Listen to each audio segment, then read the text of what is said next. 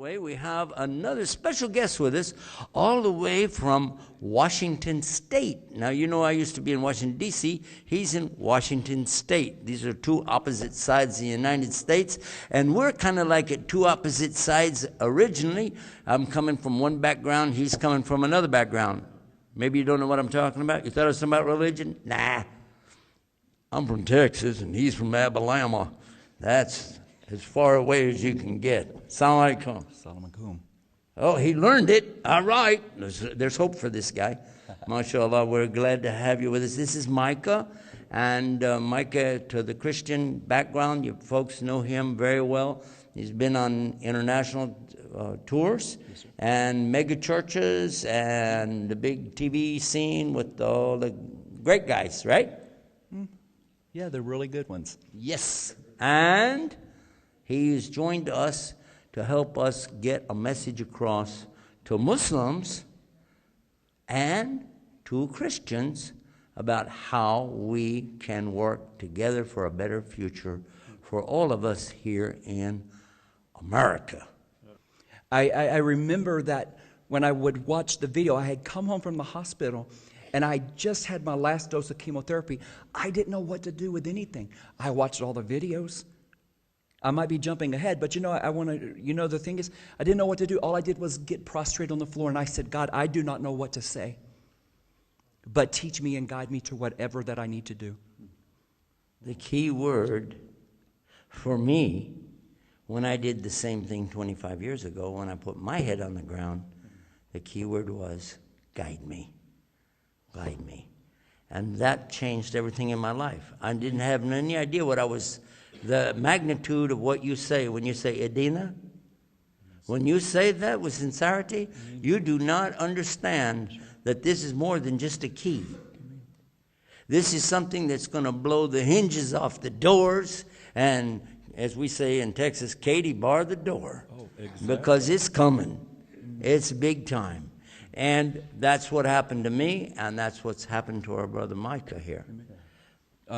I got here on Tuesday, and one of the things that I really liked about this, I was never pushed. And I asked him when we were riding in the car, when are you going to allow me to do Shahada?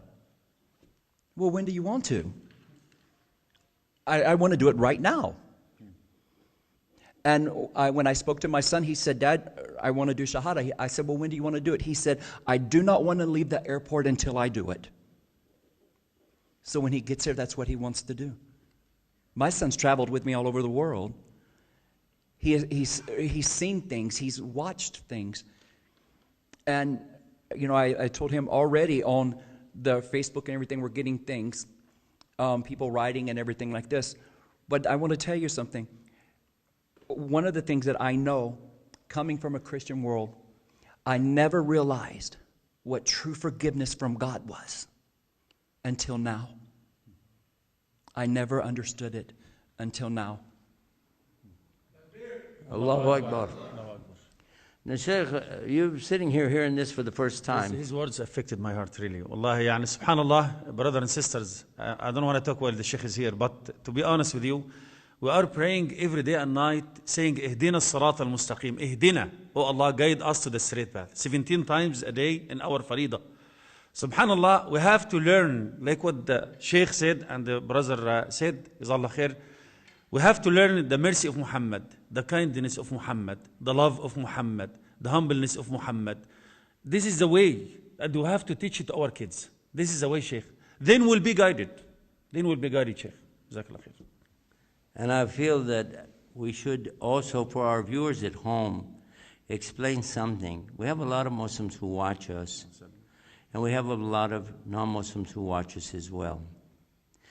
Please understand something. I'm going to repeat what I said in the earlier segment because I'm not sure everybody heard it. So we'll repeat. If you heard this part before, this is a good chance to run to, whatever you got to take care of right now and then come back. But the word Islam does not translate into English language. Many Muslims will say Islam means peace. And I won't deny that it infers that there is something in Islam that will bring peace. but that is not the meaning of the word itself. We never say, Islam alaikum.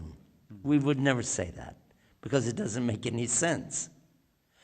We would say to you, salam, which is from the same root. We would say, ma salama, which is from the same root. Istaslim, salaman, salamu. Many words coming from this same root.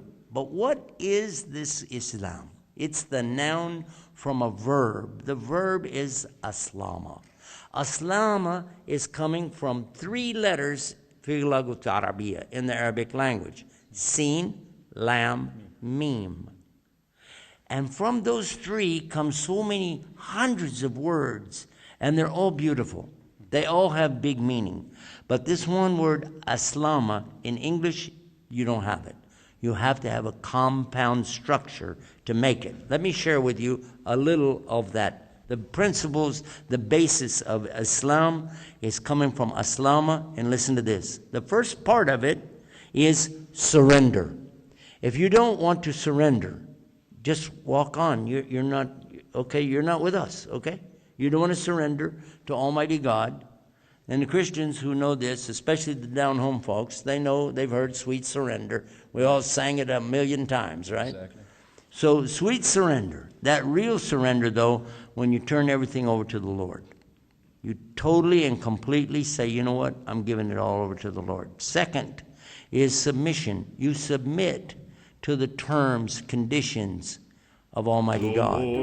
Third is obedience, to obey the commandments of God. Now check this one out. Here we go. This is a big one. Sincerity.